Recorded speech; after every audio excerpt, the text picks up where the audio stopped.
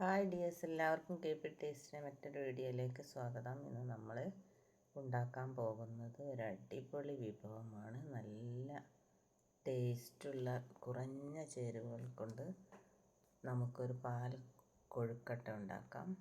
അല്പം ചേരുവകളെ ഇതിനാവശ്യമുള്ളൂ. ഇതിൻ്റെ പ്രത്യേകതയാണ് കുട്ടികൾക്ക് ഇത് വളരെ ഇഷ്ടമാവും. ഇതിനുവേണ്ടി ഞാനിവിടെ 1/2 ലിറ്റർ പാലെടുത്ത് തിളപ്പിക്കാൻ വെച്ചിട്ടുണ്ട്.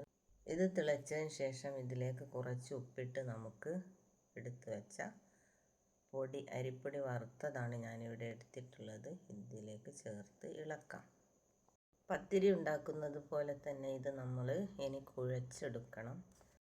നല്ലവണ്ണം ഇളക്കിയതിന് ശേഷം നമുക്കിത് ഒരു പാത്രത്തിലേക്ക് മാറ്റി കുഴച്ചെടുക്കാം. നല്ല മൃദുവായിട്ടുള്ള മാവായിരിക്കണം. അതിനുവേണ്ടി നമ്മൾ ചൂടോടെ തന്നെ ഇത് കുഴച്ചെടുക്കണം.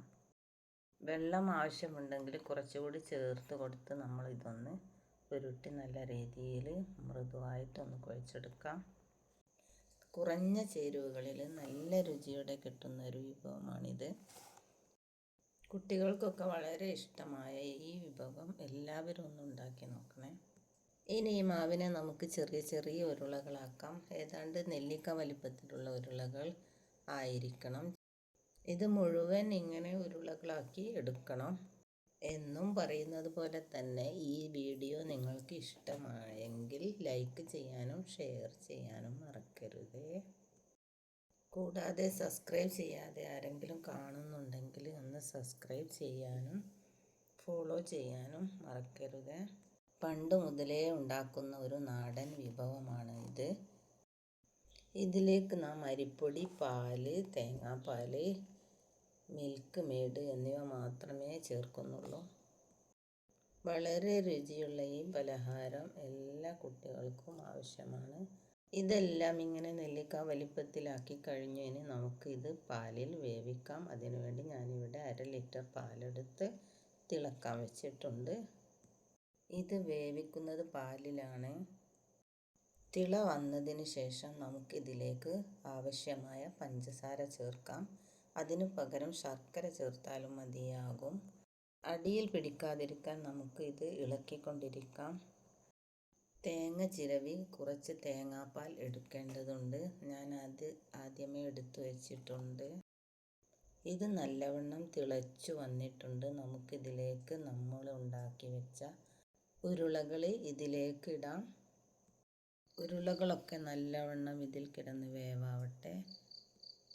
ഏകദേശം ഒരു 5 മിനിറ്റ് നമുക്കിത് ഇങ്ങനെ വേവിക്കണം. എങ്കിൽ മാത്രമേ ഈ ഉരുളകൾ വേവുകയുള്ളൂ. കൈവിടാതെ ഇങ്ങനെ ഇളക്കിക്കൊണ്ടിരിക്കണം. അടിയിൽ പിടിക്കാൻ സാധ്യതയുണ്ട്. ഇത് കാണാനും വളരെ ക്യൂട്ടാണ്. ഇതിൽ നിന്ന് ഒന്നെടുത്ത് നമുക്ക് വേവായിട്ടുണ്ടോ എന്ന് നോക്കാം. കുറച്ചുകൂടി ഇളക്കി കൊടുക്കാം. വേവായിട്ടില്ല. ഇതിലേക്ക് കുറച്ച് ഉപ്പ് മാത്രം നമുക്ക് ചേർത്ത് കൊടുക്കാം. മധുരം ബാലൻസ് ചെയ്യാൻ വേണ്ടിയാണിത്. പാൽ ഇപ്പോൾ നല്ലവണ്ണം കുറുകി വരാൻ തുടങ്ങിയിട്ടുണ്ട്. ഈ സമയത്ത് നമുക്ക് ഇതിലേക്ക് കുറച്ച് കണ്ടൻസ് മിൽക്ക് ചേർക്കാം. മിൽക്ക് മെയ്ഡാണ് ഞാനിവിടെ എടുത്തിട്ടുള്ളത്.